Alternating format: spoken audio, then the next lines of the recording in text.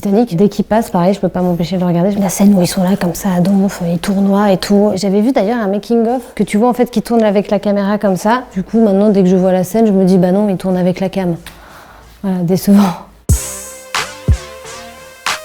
Salut, c'est Marie Papillon. Aujourd'hui, je me trouve chez Melty pour vous parler de mes inspirations et de mes influences. J'espère que vous avez du temps.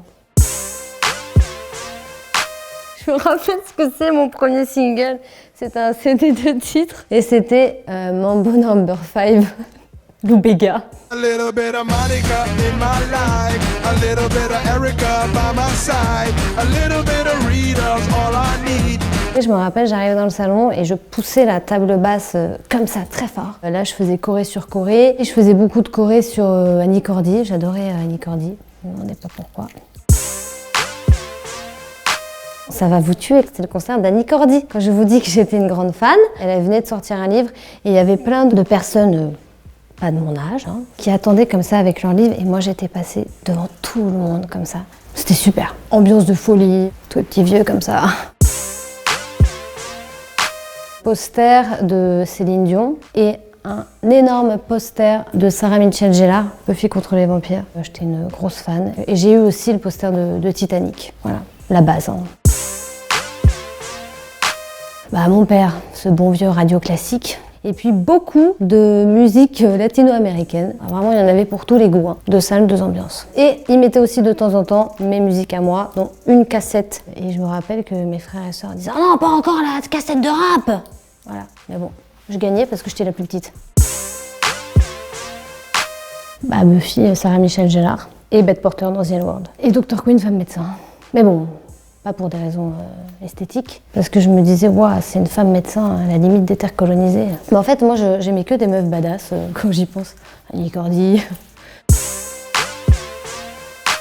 Alors, soit la bamba triste. Je me sens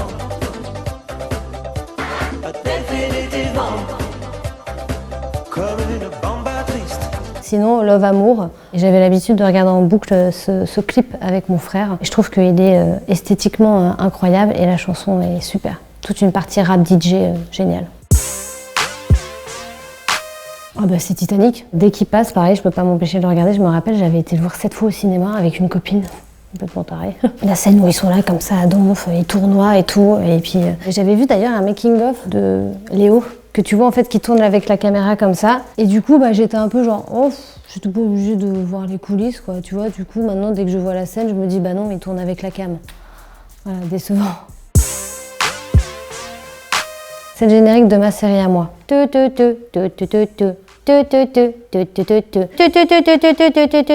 Voilà, vous irez écouter par vous-même. Vous allez tous l'avoir en tête, tous les jours. C'est Dojo Cat. Je ne chante que du yaourt, voilà, désolée.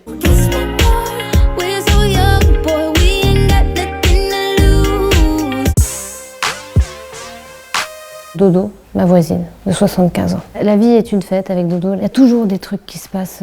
Elle doit aller faire ses courses, elle doit aller acheter de la litière, son chat n'a pas fait pipi aujourd'hui. Est-ce que c'est inquiétant ou pas? C'est quelqu'un que j'admire beaucoup, qui a un vécu qui est complètement différent. On a une différence d'âge qui est assez conséquente, mais en fin de compte, c'est pas pour autant qu'on n'est pas hyper proches et hyper amis. Elle est dans la série, d'ailleurs, j'ai fait un épisode avec elle, parce que j'avais envie de montrer qu'on oublie de connecter aussi avec nos anciens, parce qu'ils ont beaucoup de choses à nous apprendre encore.